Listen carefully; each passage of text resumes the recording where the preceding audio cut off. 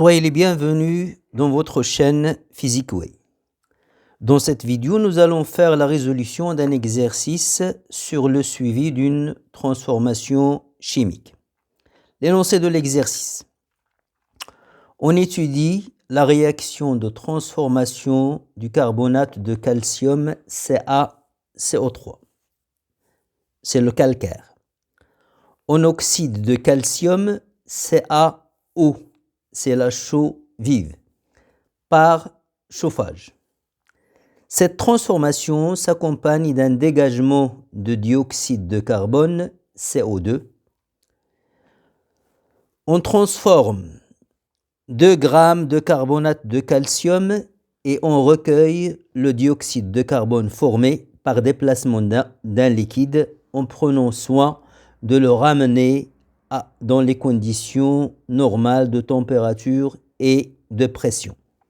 Les données, la constante des gaz parfaits, la température, la pression, les masses molaires atomiques. Première question, calculer la valeur de l'avancement maximal. Donc la première chose à faire, c'est dresser le tableau d'avancement de la transformation. Le carbonate de calcium, CaCO3, qui est solide, se décompose sous l'effet du chauffage en chaux vive, CaO, et dioxyde de carbone, qui est un gaz. Donc, à l'état initial, on a une quantité N0 de CaCO3. Et si c'est 0, là c'est 0. À l'état intermédiaire, c'est N0. Là, on a le coefficient stoichiométrique, c'est 1, donc c'est moins X. Là, c'est X, puisqu'on a 1. Là, on a 1.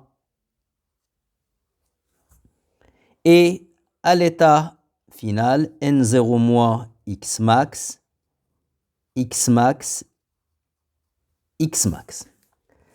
Le seul réactif qui se décompose sous l'effet de la chaleur, c'est CaCO3. Donc, on a un seul réactif, un seul limitant. Donc, on a N0 moins X max égale 0. Donc, X max est égal à N0. Donc, X max est égal, N0 c'est quoi? C'est la masse initiale de carbonate de calcium sur sa masse molaire. M0 c'est 2 grammes, les masses molaires sont données. Et on passe à l'application numérique. Application numérique. X max égale 2-10-2 mol. Question 2. Établir l'expression de X, l'avancement de la réaction en fonction de P, la pression, T, la température absolue, R, la constante des gaz parfaits, et VCO2, le volume du gaz recueilli. Donc, on veut relier l'avancement X au volume de CO2 dégagé. Donc, on va aller dans la case intersection de l'étape intermédiaire et de CO2. Là, on a X, c'est la quantité de matière de CO2 dégagée. Donc, on a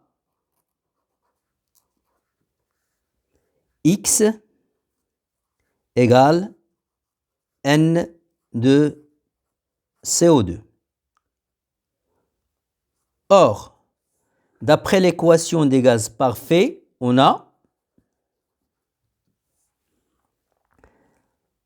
P, la pression, fois le volume de CO2, égale N de CO2 fois R fois T.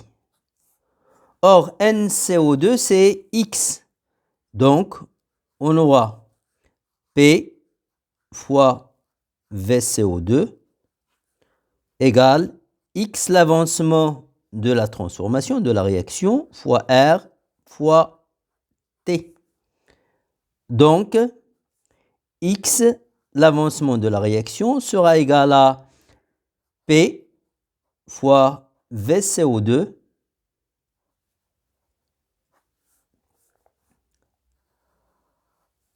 sur R fois T.